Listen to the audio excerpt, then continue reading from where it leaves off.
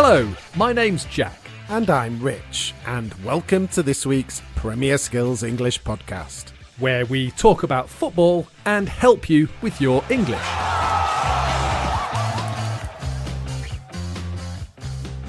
We recommend that you listen to this podcast on the Premier Skills English website, because that's where we have the transcript, language examples, activities, quizzes, and a discussion page to help you understand everything we talk about. However, if you're listening on Spotify or Apple Podcasts, you could leave your answers in the review section. We do read all the reviews and would love to hear from you. In this week's podcast, we're going to be talking about the language you need to interrupt someone who's speaking. And we're going to talk about important news. Important news? Yes, important or surprising news, such as your exam results, or that you have a new job, or you're moving house, getting married, that kind of thing.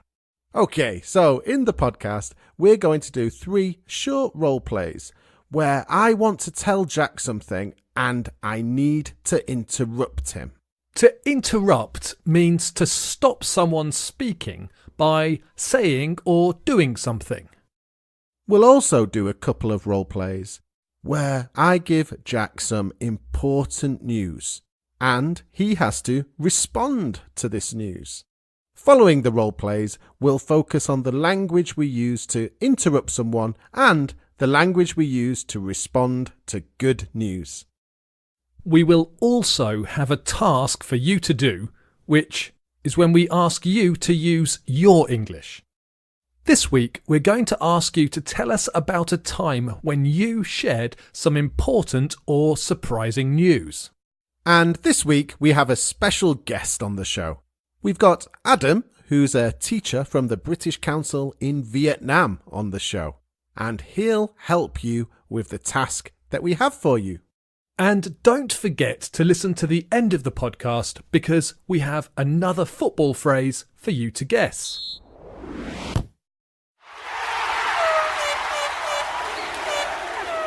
But before we look at all that, let's look at last week's football phrase. If you didn't hear it last week, we'll give you one more chance to guess and we'll give you the correct answer at the end of the show when we give you a new football phrase. The phrase was, these are things you wear under your socks to protect your legs from bad challengers. Well done if you got the right answer last week, and a big well done to Milos from Serbia, Ljubomir from Ukraine, Laker Wang and Fred Zhong from China, and El Ghul from Algeria. All of you wrote the correct answer on the Premier Skills English website. We'll tell you the answer to this football phrase, and we'll have this week's football phrase at the end of the show.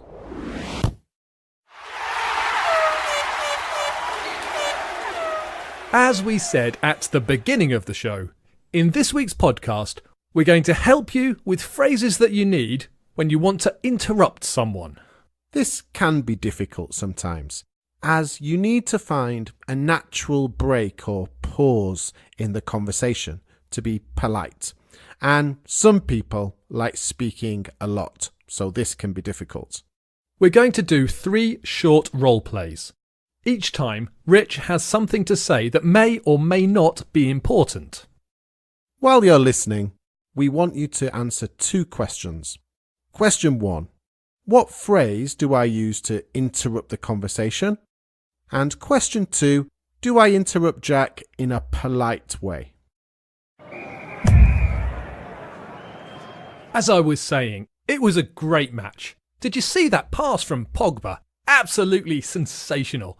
I wasn't so sure about... Sorry for butting in, but I think that guy over there is trying to get your attention. Oh, thanks. It's my dad. I wonder what he wants. I'll be back in a sec. As I was saying, it was a great match. Did you see that pass from Pogba? Absolutely sensational. I wasn't so sure about... Will you let me speak for just 1 second here? Pogba played well, but I don't think he was the best player on the pitch. That had to be Rashford. If you say so, Rich. As I was saying, it was a great match. Did you see that pass from Pogba? Absolutely sensational. I wasn't so sure about... Actually, Jack, I'm not so sure. It was a great pass, but the other team, they were rubbish. I don't think it would be the same against a better team. You may be right. We'll see soon when they play Liverpool. That'll be a great game.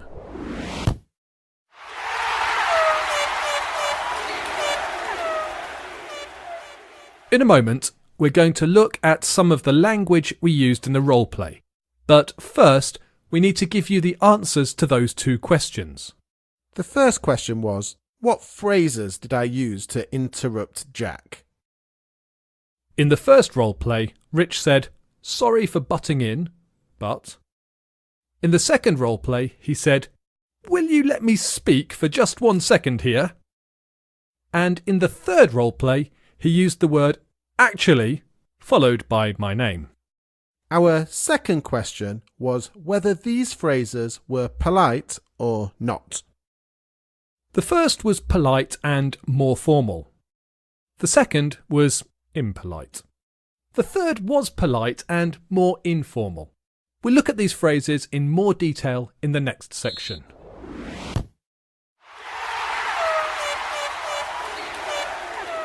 Let's start by looking at some phrases we can use to interrupt someone. Remember, to interrupt means to stop someone speaking by saying or doing something. Okay, so as we saw in the role plays, we can interrupt someone in a polite or impolite way. We're not going to focus on how to be rude. No, although it's important to know what not to say when you're interrupting. When Rich said, "Will you let me speak for just 1 second here?" communication broke down. Yes, it's not a good idea to ask to speak directly. We shouldn't say things like, "Can I speak now?" or "Will you let me speak?" We have to be more polite than that. It's also not a good idea to tell someone to be quiet, or even worse, to tell someone to shut up. This is very rude. But we can use different phrases in formal and informal situations that are polite. In the first role play, I used the phrase, "Sorry for butting in, but..." This is a phrase that's more formal and may be used if you're interrupting a group of people you don't know. Similar phrases are, "Excuse me for interrupting," or "Sorry for interrupting." In more formal situations, such as meetings at work or during classroom discussions, you may also want to interrupt in a formal way. This is often when you want to add something to the discussion. Here, the words say, add, and mention are important. You could use a phrase such as, "Could I just mention something here?" or "Could I add an additional point here?" These are nice formal ways to interrupt and show people that you have something to say. These phrases would be too formal for speaking to friends or in more informal situations, but we still need to be polite. We can't tell people to be quiet or shut up, remember. In the role play, I use the word actually. This is a common word to use to interrupt. We often use it when we're going to disagree with the person that is speaking. We often use the person's name too for more emphasis. Other informal phrases we use are, "Hold on there a second," or "Wait a minute, I'm not so sure about that." If you want to look at this type of language in more detail, we have lots more examples, the transcript and activities on the Premier Skills English podcast page on the website.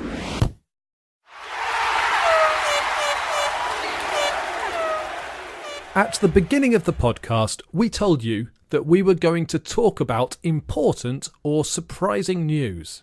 We hear good news all the time. It's much more common than bad news, honestly.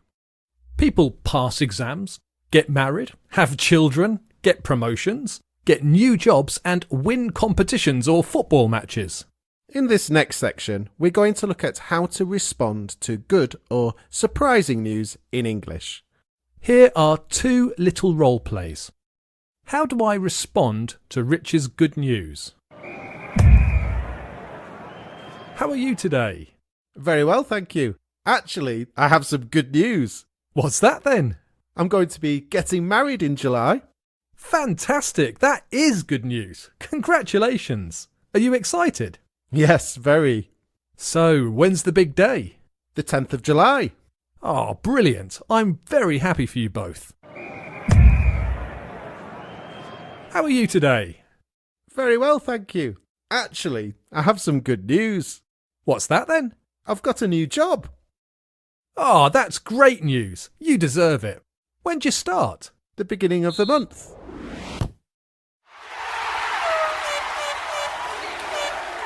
We usually respond to good news with one very important word. Congratulations! But we also say that is or what, followed by a strong positive adjective like fantastic or brilliant. We say things like, that's fantastic news, or what brilliant news. And we usually use additional questions to ask how the person's feeling, such as, are you excited? Or when do you start? To show interest.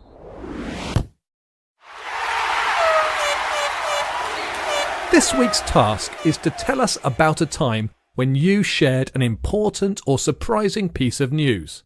Try to think of a happy event. These are the 3 questions we want you to answer. Question 1.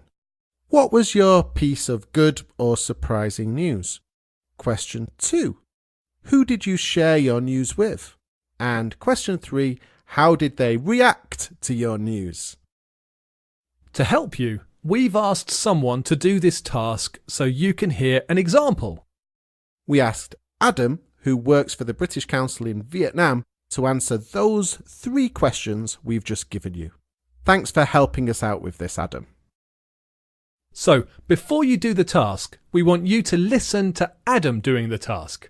While you're listening, we want you to answer the same questions. Question 1. What was Adam's piece of good or surprising news? Question 2. Who did Adam share his news with? And question 3. How did they react to his news?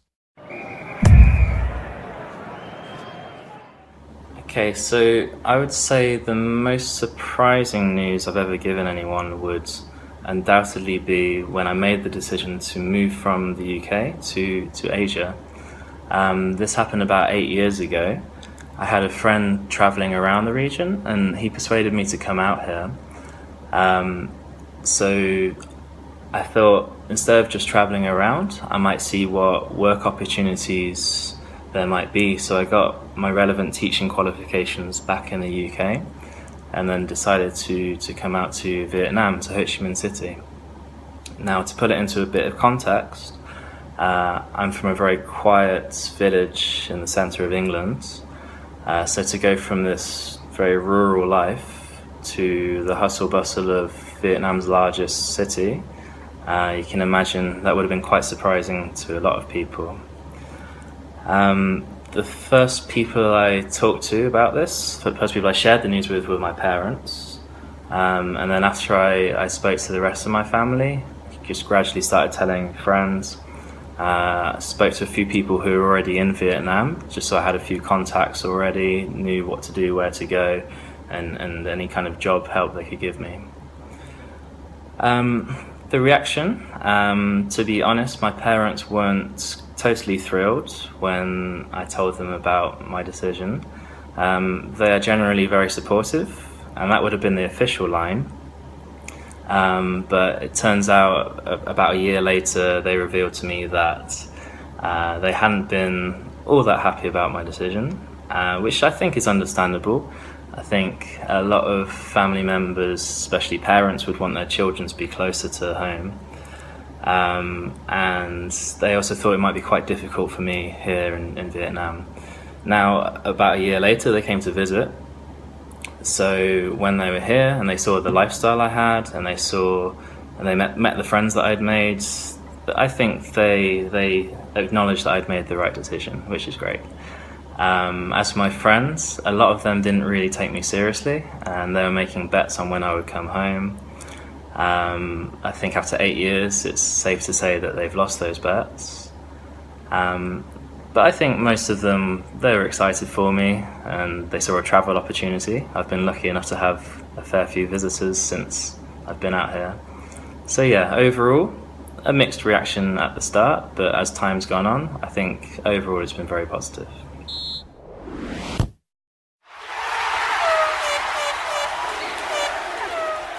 Okay, did you answer those 3 questions? What was the answer to question 1, Rich?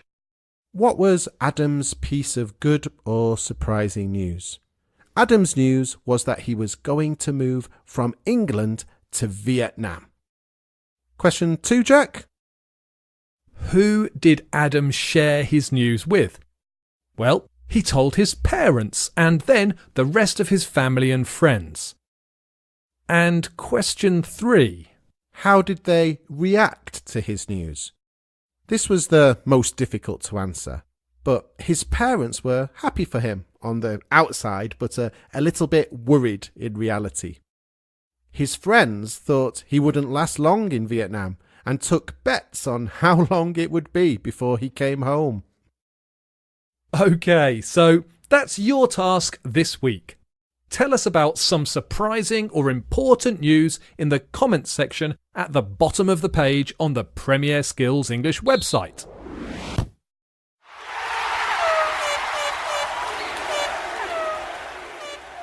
The final section this week is this week's football phrase. The football phrase this time is... This is a phrase that means that a club has lots of players that can't play because they got hurt in training or in a previous match.